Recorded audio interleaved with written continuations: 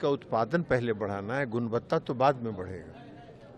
पहले तो आज की तारीख में जो पूरे हम दुनिया में, विश्व में हम मछली उत्पादन में दूसरे स्थान पर हैं, हमारा देश है, और उसमें 70% जो सहयोग है वो अंतर्देशीय राज्यों का सहयोग है।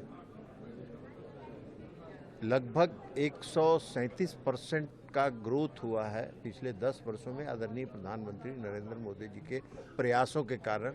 उनके जो इनिशिएटिव लिए गए मछली के उत्पादन को बढ़ाने के लिए, उसका कारण है।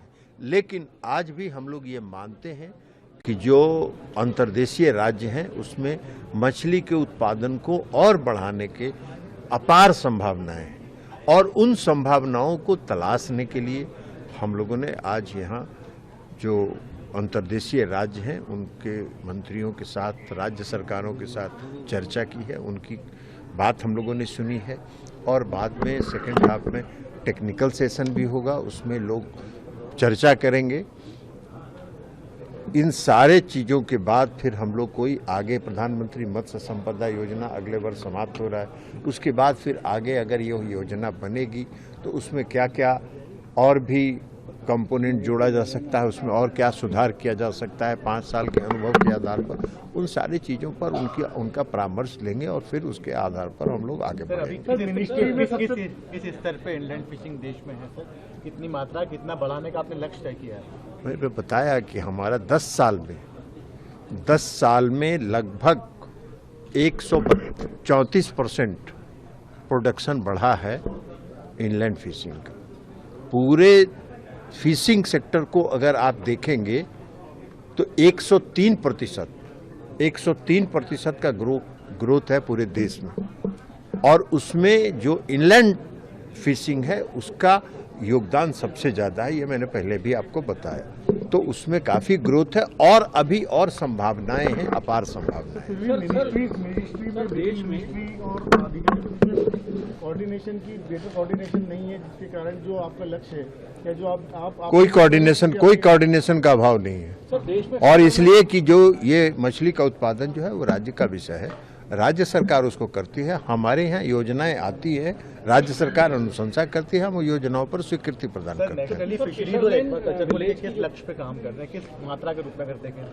नहीं, हम पूरा एक्वाकल्चर को बढ़ावा दे रहे हैं, हम सस्टेनेबल फिशिंग को बढ़ावा दे रहे हैं, हम टेक्नोलॉजी को बढ़ावा दे रहे हैं, हम फूड प्रोसेसिंग को बढ़ाना दे रहे हैं, प्रोसेसिंग यूनिट्स की, प्रोडक्शन यूनिट्स की, प्रोसेसिंग यूनिट्स की, ये सब का स्थापना करें, वैल्यू चेन की बात कर रहे हैं। तो अगर एक्सपोर्ट अगर हमारा जो डबल हो गया पिछले 10 साल में, 30,000 करोड़ से हम 60,000 करोड़ पर पहुंच गए, तो ये अगर हमारा डबल हुआ है तो आज इनलैंड स्टेट्स का जो एक्सपोर्ट है उसमें कंट्रीब्यूशन नहीं है इनलैंड स्टेट्स का। तो अगर प्रोडक्शन बढ़ेगा, वैल्यू एडिशन होगा, प्रोसेसिंग होगा, बेहतर प्रोसेसिंग होगा, तो उनका भी एक्सपोर्ट में कंट्रीब्यूशन होगा और ये एक्सपोर्ट के आगे उसको जोड़ा जा सकता है। फिशरमैन विलेज की बात की जा रही है, ड्रोन से ट्रांसपोर्टेशन की बात की जा रही है, ये कैसे एप्लीकेबल है? सब एप्लीकेबल है। अभी हम लोग कोस्टल इलाके में बना रहे हैं रेसिलेंट, क्लाइमेट रेसिलेंट विलेजेस, तो हम इनलैंड स्टेट्स में भी बनाएंगे। अभी चर्चा है, अभी चर्चा हुई है, उस पर अभी हम लोगों ने कोई अंतिम निर्णय नहीं लिया, लेकिन जो कोस्टल स्टेट्स हैं उसमें हमने क्लाइमेट रेसिलेंट विलेजेस 100 सेलेक्ट कर लिया, और NFDB उसका नोडल एजेंसी है, वो उसके निर्माण का काम कर रहा है।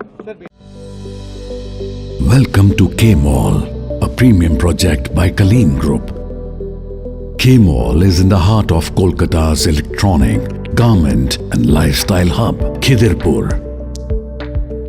K-Mall, which is designed as a world-class mall, is the outcome of endless effort of our experts, combined with modern superb techniques and new age design.